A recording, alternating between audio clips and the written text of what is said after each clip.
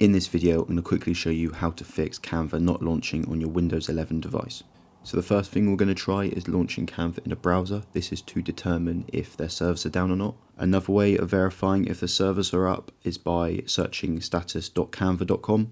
So now what we can do is clear the cache. To do this, press the Windows key and R and then type in %temp%. Press enter. Now press on these three dots, select all, and then put this all in the bin. So we've cleared the cache on the computer, but now we want to clear it on our browser. So we'll open up Chrome, click on the three dots, then press delete browsing data. And now you want to make sure you have cached images and files selected, and then you want to set the time frame to just before this issue happened.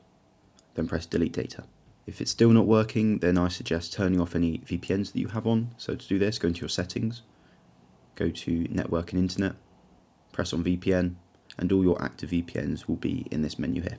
So if you're still experiencing issues, what we're going to do is just uninstall Canva. To do this, you need to go into your settings and then click on apps, installed apps.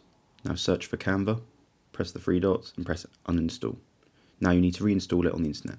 Thank you for watching the video. Let me know down in the comments below if you found this helpful.